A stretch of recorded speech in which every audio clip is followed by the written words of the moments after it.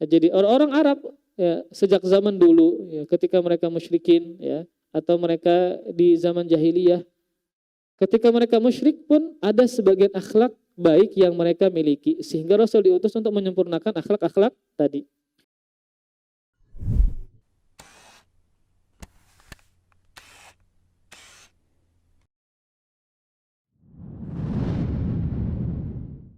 Wa na'udzu billahi min syururi anfusina wa min sayyiati a'malina. May yahdihillahu fala mudilla lahu wa may yudlil fala hadiya lahu.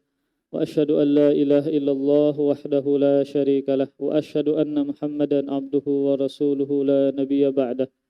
Qala Allah Ta'ala fil Qur'anil Karim, ya ayyuhalladzina amanu taqullaha haqqa tuqatih wa la tamutunna illa wa antum muslimun.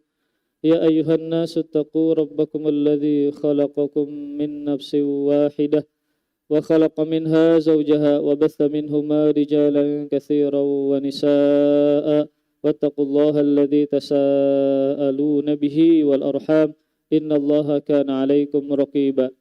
Ya ayyuhalladzina amanu taqullaha wa qulu qawlan sadida yuslih lakum a'malakum wa yaghfir lakum dhunubakum wa may yuti'illaha wa rasulahu faqad faza fawzan 'azima. Amma ba'du, fa inna asdaqal hadithi kitabullah wa khairal hadi hadi Muhammadin sallallahu alaihi wa alihi wasallam. Wa syarrul umuri muhdatsatuha fa inna kulla muhdatsatin bid'ah wa kulla bid'atin dhalalah wa kulla dhalalatin finnar. Alhamdulillah, marilah kita terus senantiasa bersyukur kepada Allah Subhanahu wa taala. Kembali kita dengan izinnya, dengan taufiknya kita berkumpul bersama bukan dalam rangka mencari dunia, namun mencari keridhaan Allah Subhanahu wa taala dengan amal saleh yang kita kerjakan. Dan kita berharap dan berdoa kepada Allah Subhanahu wa taala agar Allah senantiasa memberikan taufik kepada kita untuk mudah dalam beramal saleh, mudah dalam menuntut ilmu agama ya, dan mudah dalam rangka meninggalkan perbuatan maksiat. Kemudian salawat serta salam semoga selalu terhaturkan kepada panutan kita Nabi besar Muhammad sallallahu alaihi wasallam dan kepada para keluarga, para sahabat dan para pengikut beliau sampai hari kiamat. Amin ya rabbal alamin. Insyaallah kita memulai perdana kajian kitab Bulughul Maram, namun yang diambil adalah kitab yang terakhir, yaitu bab tentang akhlak dan adab. Kitab Bulughul Maram ini sebenarnya jenis kitabnya adalah fikih. Jenis kitabnya adalah fikih. Maka yang kita bahas ini tidak berkaitan dengan fikih. Tidak berkaitan dengan fikih. Kalau pian belajar sama Ustaz Haikal, beliau juga yang diajarkan di Baitur Rahman sama di Samsat itu adalah kitabnya Bulughul Maram. Kalau di Samsat kan bab tentang fikih keluarga. Kalau di Baitur Rahman bab muamalah. Itu fikih. Nah, Al-Hafidh Ibnu Hajar, Ahmad bin Hajar Al-Asqalani, di penghujung kitab fikih beliau ini, beliau membuat kitab yang berjudul Kitabul Jami'. Kitabul Jami', kitab yang mencakup dan menyeluruh, namun tidak berkaitan dengan fikih, tetapi berkaitan dengan adab dan akhlak. Nah, kenapa demikian? Beliau menyisipkan hadis-hadis yang berkaitan dengan adab dan akhlak, padahal tidak berkaitan dengan fikih.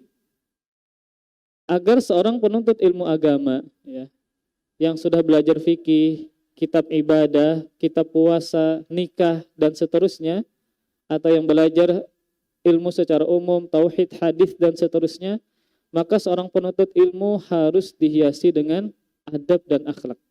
Harus dihiasi dengan adab dan akhlak. Karena yang dinamakan dengan dakwah bukan hanya sekedar dengan lisan saja. Bukan hanya sekedar di atas mimbar ya, ceramah, khutbah, bukan hanya itu saja berdakwah. Namun berdakwah juga bisa dengan akhlak dan adab. Bagaimana masyarakat tertarik dengan kita bukan dengan ucapan kita, tetapi dengan akhlak dan perilaku kita tatkala kita tinggal bersama mereka. Karena melihat adab dan akhlak kita yang bagus, orang tertarik. Belajarnya di mana, gurunya siapa, dan seterusnya. Maka paling penting para ikhwas sekalian, tatkala kita belajar tentang tauhidkah, hadithkah, fikihkah, maka harus dihiasi dengan adab dan akhlak. Terlebih masyarakat yang pertama yang dinilai mereka tentang kita itu bukan ilmu, tetapi yang pertama kali yang dinilai mereka adalah adab dan akhlak. Maka seorang penuntut ilmu jangan sampai tidak memiliki adab, akhlak ataupun etika ketika bermasyarakat. Akhirnya orang menjauh ketika ada seorang penuntut ilmu, ya, dia malah sombong, angkuh, tidak tegur sapa, ya. Akhirnya orang-orang akan menjauh, maka dia kesulitan menyebarkan ilmu karena orang sudah tidak suka dengan dia. Sebaliknya ketika ada orang yang bukan penuntut ilmu agama, orang awam lah, namun dia memiliki adab, akhlak, orang senang dengan dia, ya, orang suka dengan dia. Maka perhatikan para ikhwah sekalian, adab dan akhlak sama pentingnya dengan kita belajar tauhid. Tauhid harus selaras dengan adab dan akhlak. Bukankah dalam hadis Rasul pernah mengatakan orang yang paling sempurna imannya di antara kalian adalah orang yang paling bagus akhlaknya. Maka iman selaras dengan akhlak. Ketika imannya tinggi, sempurna, kuat, maka ditandai dengan akhlak yang bagus pula, yang tinggi pula. Sebaliknya ketika imannya lemah, rendah, maka ditandai dengan akhlak yang buruk.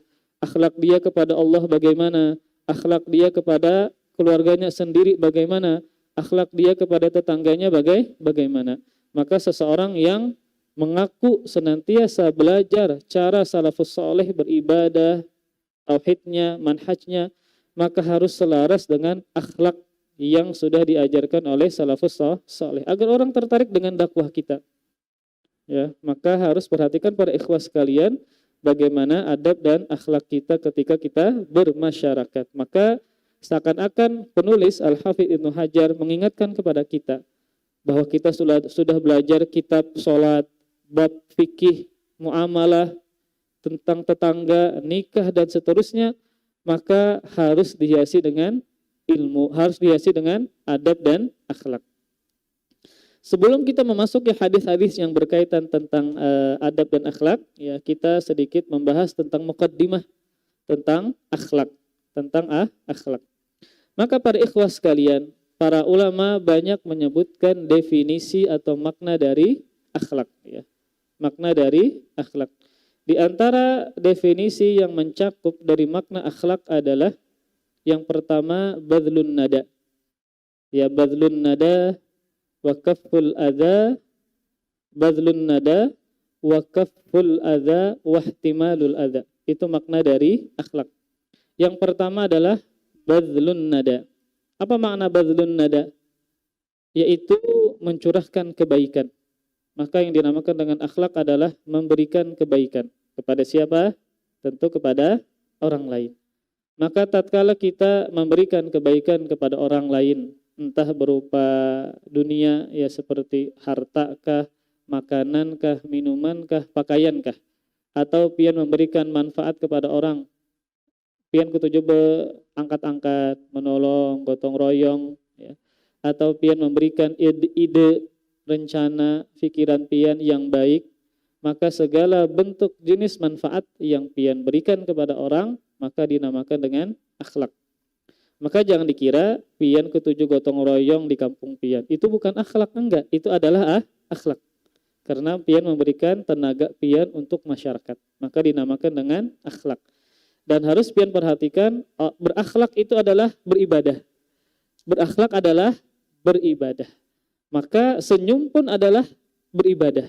Dia termasuk bagian dari akhlak, ya, dia termasuk bagian dari akhlak. Karena dengan senyum orang bahagia. Nah, orang bahagia. Sebagaimana kalau kita diranguti orang, kita kada ketujuh. Kita kada ketujuh.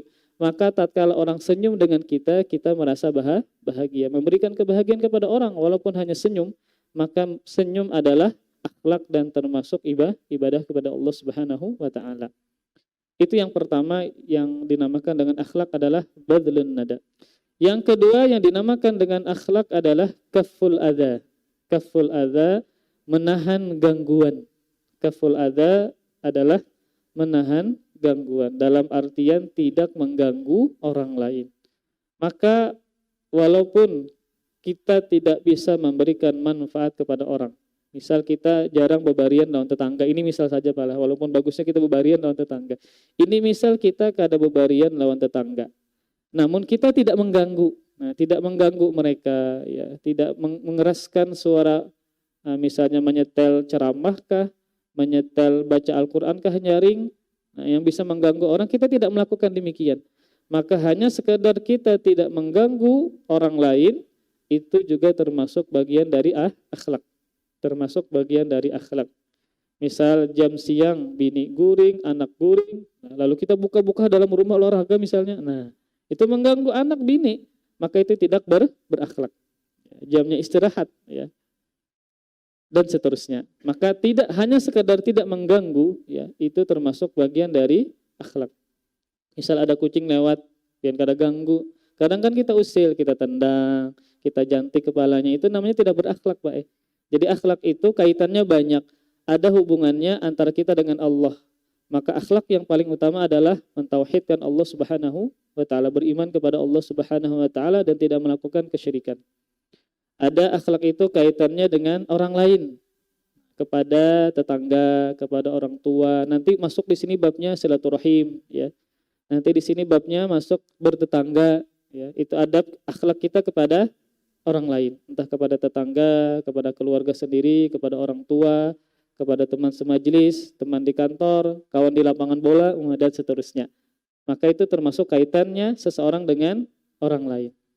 Ada juga akhlak berkaitan dengan diri sendiri. Nah, akhlak berkaitan dengan diri sendiri. Seperti sabar. Sabar termasuk bagian dari akhlak. Ketika pian ditimpa musibah, maka akhlaknya terhadap diri pian adalah sabar. Sabar. Kemudian yang keempat, yang terakhir, akhlak kita kepada makhluk yang lain seperti binatang. Akhlak kita kepada makhluk yang lain seperti binatang. Pian punya peliharaan, ya ayam kah, kucing kah, ikan kah, maka harus diperhatikan makanannya, tempat tinggalnya. Kalau pian tidak memperhatikan, pian zalim kepada binatang. Dalam sebuah hadis yang sahih riwayat Imam Muslim, ada seorang wanita yang masuk neraka gara-gara dia mengurung seekor kucing, tidak dikasih makan sampai kucingnya meninggal dunia. Maka itu perbuatan zalim, terancam dengan siksa. Maka zalim terhadap binatang adalah dosa kecil kah besar kah, Pak? Besar. Karena akhirnya dia masuk ke dalam nerakanya Allah Subhanahu wa taala. Bayangkan kepada manusia, kepada binatang saja tidak boleh, apalagi kepada manusia. Yang mana manusia bisa menuntut di hari kiamat. Kalau kucing kan enggak bisa nuntut dia, enggak bisa mengambil pahala kita. Tapi kalau orang, nah ini bahaya sekali ya. Seorang muslim dizalimi, maka dia punya hak untuk menuntut balas di mana? Di hari kiamat. Di dunia dia enggak bisa balas, dia lemah, dia karyawan pian ya. Kadawani macam-macam lawan bos, tapi bosnya zalim. Jar karyawannya kena pian di akhir ulun balas. Nah, maka pahala pian yang diambil di hari kiamat. Ya Sidin gak ada kawan balas, kasihan Sidin. Kalau Sidin balas, Sidin dipecat.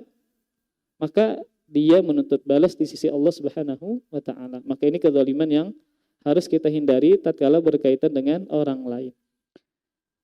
Nah, tadi ulun sebelumnya apa ya tadi? Ingat lagi. Sebelum ulun membahas empat kaitannya, akhlak kepada Allah, kepada sesama manusia, kepada diri sendiri, kemudian kepada makhluk yang lain.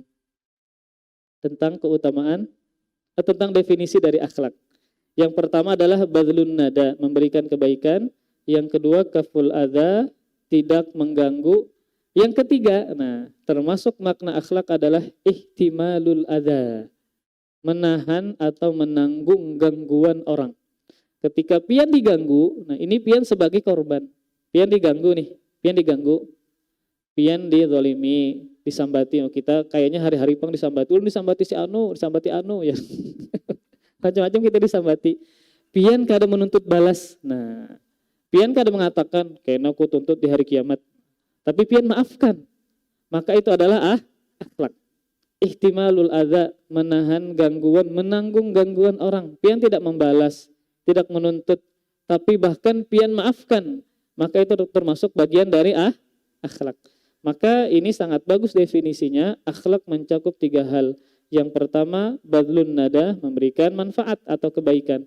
Yang kedua, kaful adza, tidak mengganggu ya orang lain, binatang dan seterusnya. Yang ketiga, menanggung gangguan ketika ada orang yang menzalimi kita.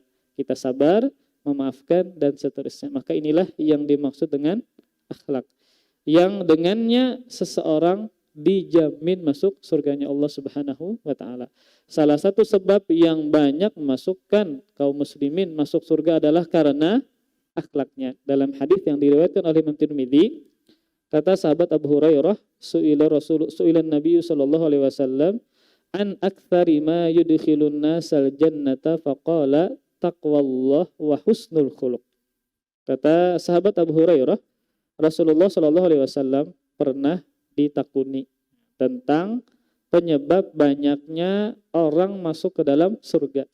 Maka Rasul menjawab dengan dua hal. Yang pertama adalah taqwallah, bertakwa kepada Allah. Yang kedua, husnul khuluq, akhlak yang baik, akhlak yang mulia. Nah, dua hal ini, bertakwa dan akhlak yang baik. Yang pertama umum, yang kedua khusus. Padahal akhlak yang baik termasuk bagian dari takwa. Nah, akhlak yang baik termasuk bagian takwa. Namun Rasul sebutkan secara khusus karena memang banyak kaum muslimin yang masuk surga karena akhlak. Misalnya sidin beribadah nang wajib aja kayak itu nah. Nang wajib aja, nang sunnah jarang. Sidin kada menzalimi orang. Kalau dizalimi orang sabar, maka sidin insya Allah masuk ke dalam surganya Allah Subhanahu wa taala karena akhlaknya yang luar biasa. Maka para ikhwah sekalian, amalan untuk masuk surganya Allah Subhanahu wa taala, bahkan penyebab yang paling banyak adalah karena dia memiliki akhlak yang mulia. Nah, sebaliknya sambungan hadis tadi, wasu'ila an aktsari ma yudkhilun nasan nar faqala al-famu wal faraj. Rasul juga ditanya sebaliknya penyebab yang banyak memasukkan orang-orang ke dalam neraka. Rasul menyebutkan dua. Yang pertama al-famu, mulut, yaitu lisan. Yang kedua adalah al-faraju, kemaluan. Adalah kemaluan. Maka seseorang dengan lisan dan kemaluannya ada 4 jenis manusia. Seseorang dengan lisan dan kemaluannya ada 4 jenis manusia. Yang pertama, ada orang yang ini sering ulun-ulang ya. Yang pertama, ada orang yang mampu menjaga lisan tapi tidak mampu menjaga kemaluan. Ada orang yang mampu menjaga lisan tapi tidak mampu menjaga kemaluan. Ini terancam juga dengan siksanya Allah Subhanahu wa taala. Mampu menjaga lisan tapi tidak mampu menjaga kemaluan. Sidin bapik kalau bepandir, tapi sulit untuk menahan syahwat, menahan kemaluan. Ya. Maka kalau tidak cukup sekali menikah, nah pahamnya terus akan lebihan. Kemudian yang kedua, ada orang yang mampu menjaga kemaluan tapi tidak mampu menjaga lisan. Ini sebaliknya, mampu menjaga kemaluan tapi tidak mampu menjaga lisan. Ini juga terancam dengan siksa sebagaimana hadis tadi. Yang ketiga ini yang paling buruk, tidak mampu menjaga lisan sekaligus tidak mampu menjaga kemaluan. Maka ini yang paling berbahaya. Kemudian yang selamat cuma satu, mampu menjaga dua-duanya, lisan sekaligus kemaluan. Apa dalilnya? Dia dijamin oleh Rasul masuk surga. Dalam hadis yang sahih riwayat Imam Bukhari, Rasulullah sallallahu alaihi wasallam bersabda, "Man yadman li ma baina lihyaihi wa ma baina fakhidaihi adman lahul jannah." Kata Rasulullah sallallahu alaihi wasallam, siapa yang menjamin untukku, dia mampu menjaga apa yang ada di dua jenggotnya, yaitu lisan. Jadi dua jenggot itu ungkapan jenggot dan kumis. Dia mampu menjaga dua jenggot, yaitu lisan. Dan dia mampu menjaga antara dua paha. Apa dua paha itu tengah-tengahnya apa, Pak? Nah, itulah kemaluan. Kata Rasul, atman lahul jannah. Saya jamin dia masuk surga. Karena memang dua ini yang paling sulit untuk dikendalikan dan dijaga. Ada orang tadi yang kawasidin menjaga syahwatnya, menjaga kemaluannya, tapi ngalih menahan lisan, anak pandir terus kayak itu nah. Tetamu kawan menggibah terus karena tahan untuk memandirakan orang. Nah, ada satu sisi orang yang mampu menjaga lisannya, kawasidin bapi, kawat berdiam terus kawasidin kayak itu nah. Selamat sudah kalau banyak diam. tetapi sulit mengendalikan kemaluan.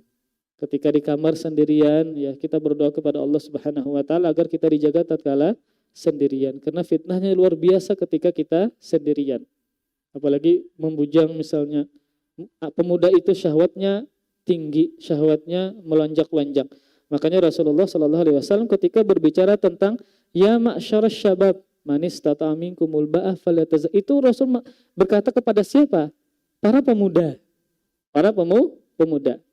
Rasul mengatakan hadis ini anjuran untuk menikah kepada siapa?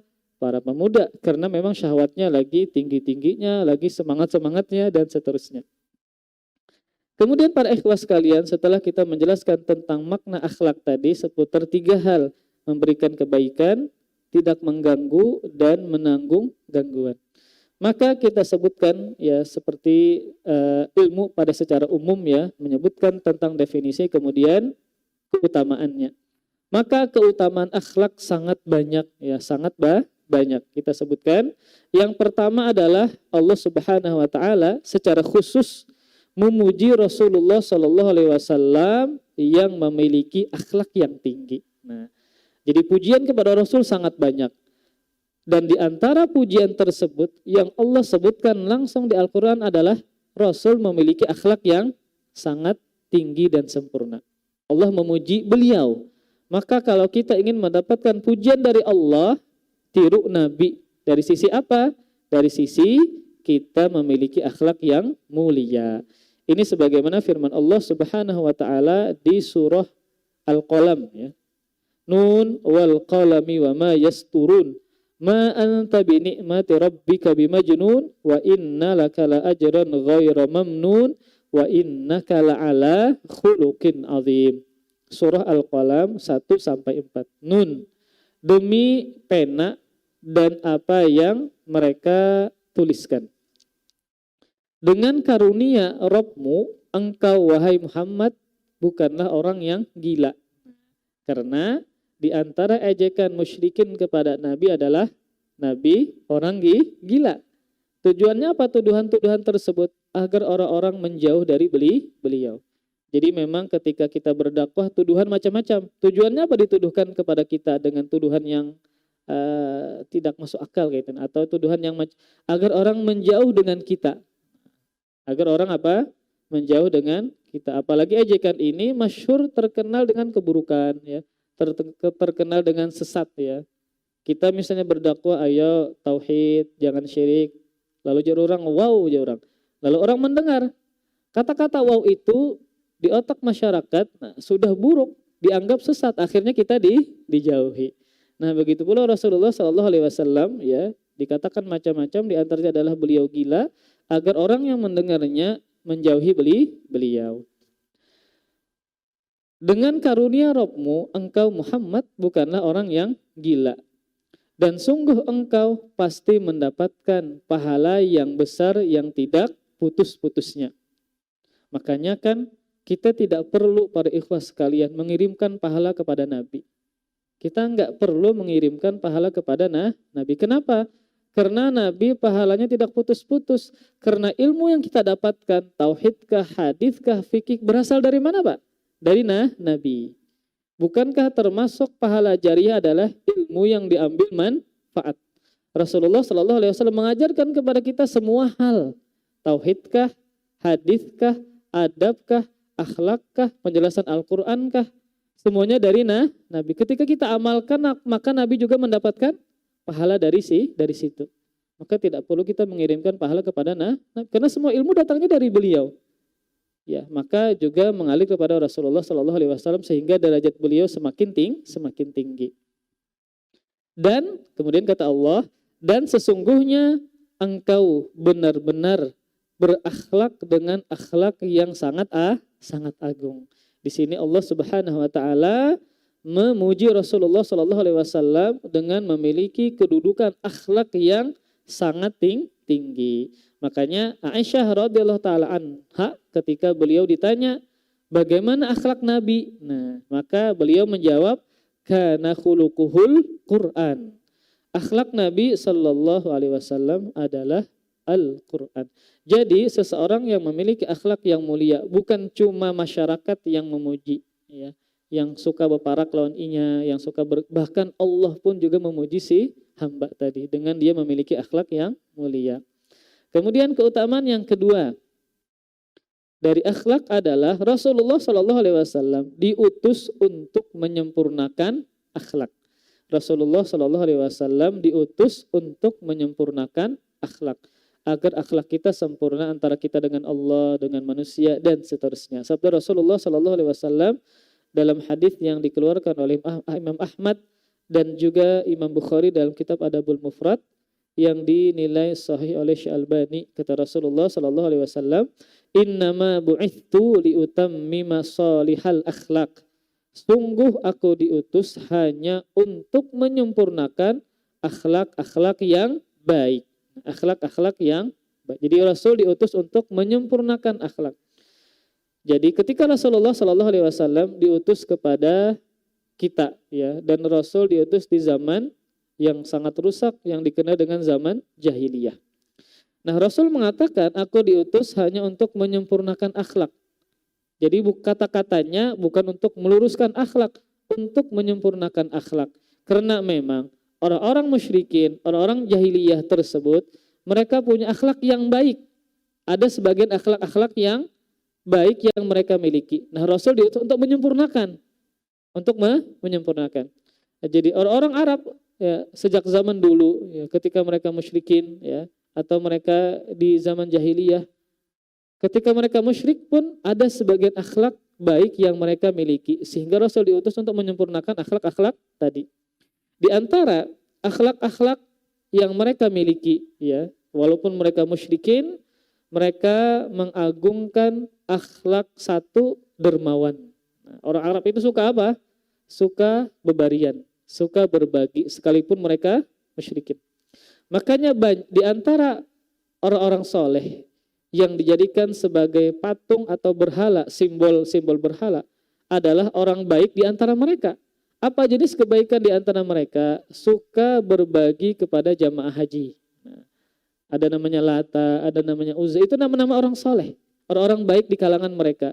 Yang di antara kebaikan mereka adalah suka berbagi. Ada yang membagi roti, membagi makanan, dan seterusnya. Nah, maka di antara sebagian akhlak yang baik yang dimiliki oleh musyrikin Arab ketika itu adalah mereka suka benderma, suka berbagi dan seterusnya. Yang kedua, mereka suka juga memuliakan tamu, ya, memuliakan tamu. Maka orang musyrikin itu suka juga memuliakan tamu. Ada kambing, ada tamu langsung disembelihkan. Ya. Jadi menyambut tamunya kada alang-alang, ya, kada banyu lapas tangan kosong, kada itu kada sama sekali. Ya. Jadi kada tanggung-tanggung, ketika ada kambing di belakang langsung disembelih. Namun kita kan biasanya ketika ada tamu kita jarang menyambut tamu dengan makanan berat. Nukarakan ayam mong solo jarang benar kayak itu. Nah, paling wadi gabin, gorengan. Ini sesuaikan dengan adat atau kebiasaan lah. Tetapi kalau orang Arab zaman dulu itu ketika mereka menjamu tamu, ini bukti akhlak mereka luar biasa dari sisi ini. Mereka tidak tanggung-tanggung menjamu tamu. Ya. Makanan yang berat biasanya. Tidaklah pulang si tamu tadi kecuali dalam perut yang kenyang, yang terisi. Nah, namun kita kan masih lapar, nukar pulang ke warung. Kemudian di antara akhlak yang mereka miliki adalah jujur juga, sifat jujur. Ya. Abu Sufyan sebelum beliau masuk Islam, ya, ketika beliau berhadapan dengan raja dan raja ini menanyakan tentang Nabi Muhammad, maka Abu Sufyan yang ketika itu masih kafir menjawab dengan jujur. Menjawab dengan jujur. Padahal ketika itu beliau masih kafir. Abu Sufyan menjawab Muhammad itu pengikutnya banyak yang dari yang lemah, yang miskin. Raja ini tahu, ya, dia punya kitab bahwa memang para nabi itu yang pertama-tama menerima dakwahnya adalah dari kalangan lemah dan miskin. Maka dia menjawab dengan jujur. Ini menunjukkan bahwa sebagian akhlak ada dimiliki oleh musyrikin ketika itu. Maka Rasul diutus untuk menyempurnakan akhlak tersebut, ya. Akhlak tersebut. Maka inilah risalah Rasulullah SAW yang paling penting adalah untuk menyempurnakan akhlak yang baik. Kemudian keutamaan yang berikutnya adalah bahwa akhlak yang baik, ini yang lo sebutkan di muqaddimah tadi, akhlak yang baik adalah salah satu faktor terbanyak yang memasukkan manusia ke dalam surganya Allah Subhanahu wa taala. Misal kita ini koler benar mengerjakan ibadah yang sunnah itu nah. Kemudian yang wajibnya aja itu nah. Kemudian pian meninggalkan perbuatan maksiat, amun terjatuh pian bertaubat. Nah, maka cara yang paling mudah masuk surga adalah memiliki akhlak mulia. Maka imbangi dengan memiliki akhlak yang mulia. Ya bagusnya semuanya pang kita kerjakan semampu kita kaitana. Selain pian yang wajib pian kerjakan, yang sunnah juga pian kerjakan. Meninggalkan perbuatan maksiat, kemudian memperbaiki akhlak yang mulia. Kemudian keutamaan yang keempat adalah barometer iman yang sempurna atau timbangan atau ya barometer iman yang sempurna ditandai dengan akhlak yang baik, akhlak yang tinggi. Ini sebagaimana dalam hadis yang dikeluarkan oleh Imam Tirmidzi dan Imam Ahmad dengan sanad yang sahih. Rasulullah Shallallahu Alaihi Wasallam bersabda, "Akmalul mu'minina imanan, ahsanuhum khuluqan, wa khiyarukum linisaihim." Kata Rasulullah Shallallahu Alaihi Wasallam, mukmin yang paling sempurna imannya adalah yang paling baik akhlaknya. Semakin baik imannya, pasti akhlaknya semakin baik. Nah, kemudian setelah Rasul mengucapkan ini, Rasul menyebutkan akhlak yang paling baik bagi kepala keluarga, bagi suami, bagi seorang ayah. Kata Rasul, wa khiyarukum linisaihim. Sebaik-baik kalian adalah, ini kita para laki-laki, adalah yang paling baik terhadap istri-istrinya. Nah, maka orang yang paling berhak kita berbuat baik bukan kawan, bukan guru kita. Yang pertama siapa Pak? Keluarga kita sendiri. Karena kalau pian garing di rumah sakit yang menunggui pian siapa? Kawan pian lah, ada. Guru pian lah, ada. Pasti keluarga pian. Jangan sampai loyal kepada kawan, ya. Kawan dibawai kemana-mana. Nah, kawan dibawai makan ke sini ke situ. Bini kesian, intal dadar, terus iwa karing, terus tapi talang nyaman juga apa itu. Jadi maksud ulun adalah Rasul di sini mencontohkan akhlak yang paling utama bagi kepala keluarga, bagi laki-laki adalah terhadap keluarganya sendiri. Maka inilah kata Rasul, orang yang paling baik di antara kalian. Maka jangan lupa berbuat baik yang pertama adalah bukan kepada guru-guru, bukan kepada teman, bukan kepada tetangga, tetapi adalah kepada keluarga sendiri. Maka inilah barometer iman yang sempurna, yang tinggi ketika dia memiliki akhlak yang tinggi. Maka kita yang senantiasa belajar tauhid, ya seminggu berapa kali pian belajar tauhid, senantiasa belajar manhaj, ya tentang kesyirikan, tentang keimanan, maka diamalkan sehingga menumbuhkan akhlak yang baik. Kemudian keutamaan yang kelima, sedikit lagi balah. Keutamaan yang kelima, semakin mulia akhlak seorang mukmin, ya, semakin mulia akhlak seorang mukmin, maka semakin besar pula kecintaan Rasul kepadanya. Nah, semakin mulia akhlak orang beriman tadi, maka Rasul semakin cinta kepada dia. Kan kita mengaku saya cinta Nabi, saya cinta Rasul. Perkaranya bukan kita mengaku, tetapi orang yang diakui ini mencintai kita enggak? Kan kita banyak ulun cintai si fulan, akhwat ini, akhwatnya cinta kan kepada kita? Itu yang jadi masalah.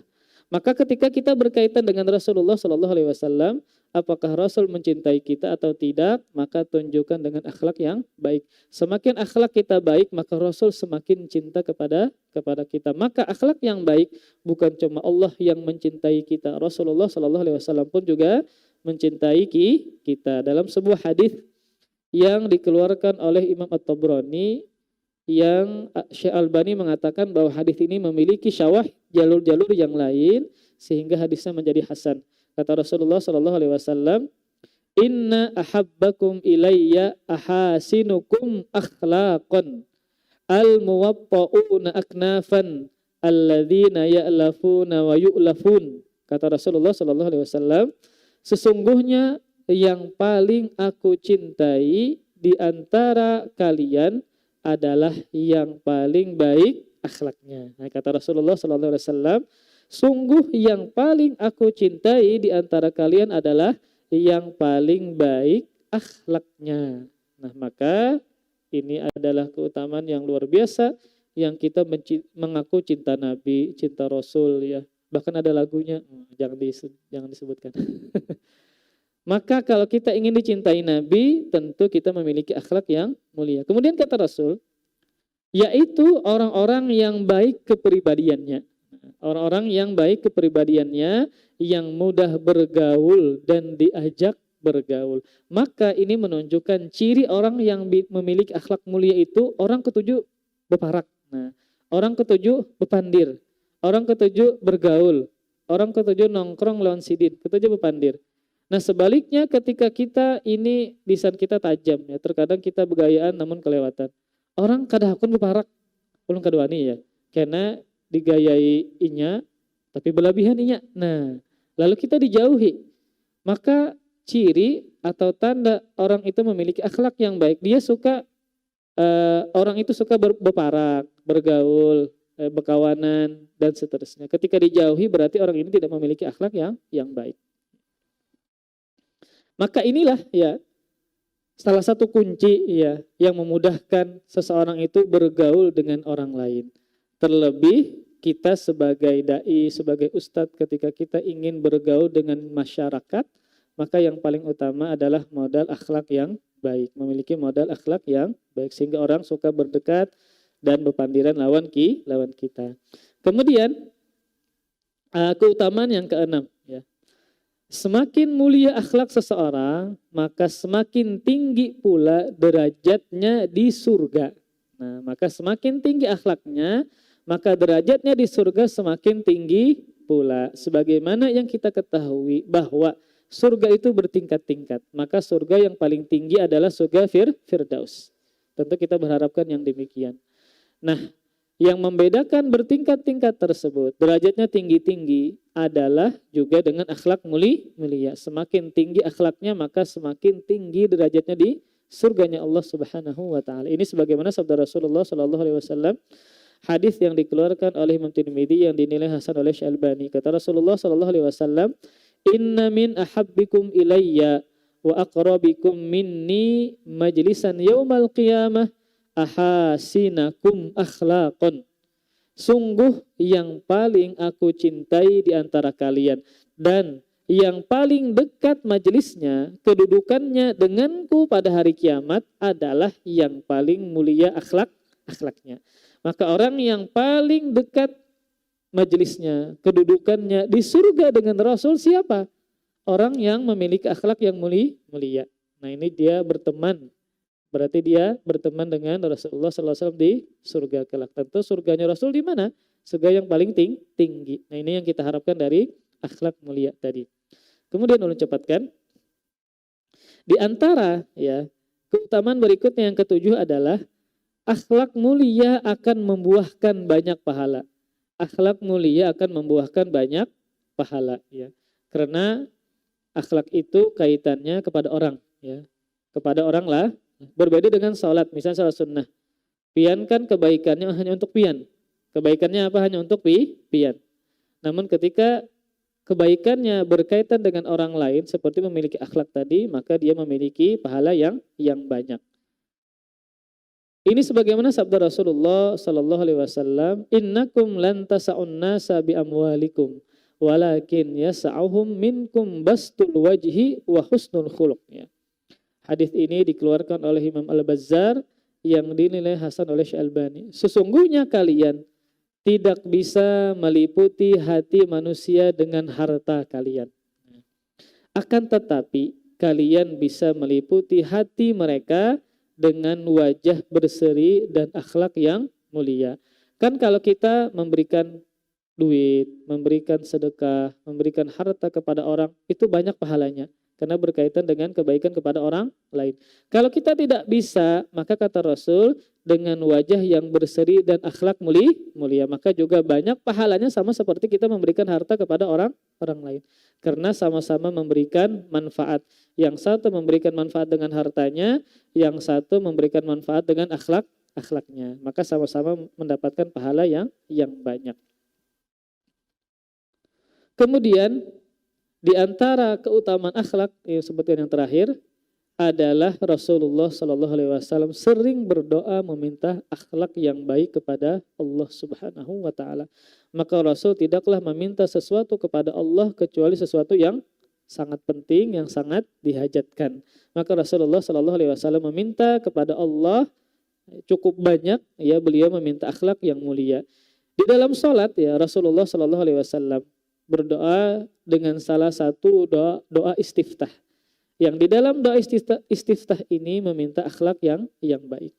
Di antara doanya, Allahumma hdini li ahsanil a'mal wa ahsanil akhlaq la yahdi li ahsaniha illa anta wa qini sayyi'al a'mali wa sayyi'al akhlaq la yaqi sayyi'aha illa anta.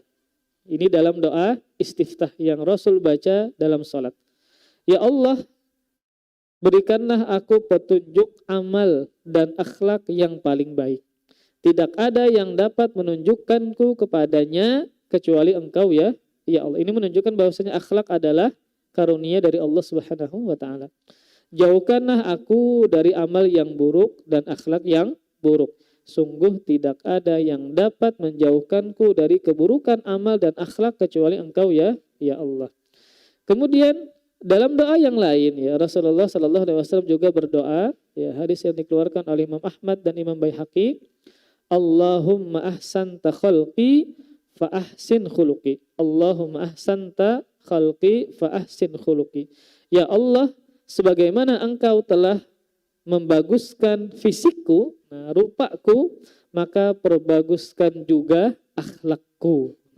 Karena seseorang yang tampan, yang cantik, namun tidak memiliki akhlak, maka dia dijauhi. Maka orang tidak suka berteman dengan dia.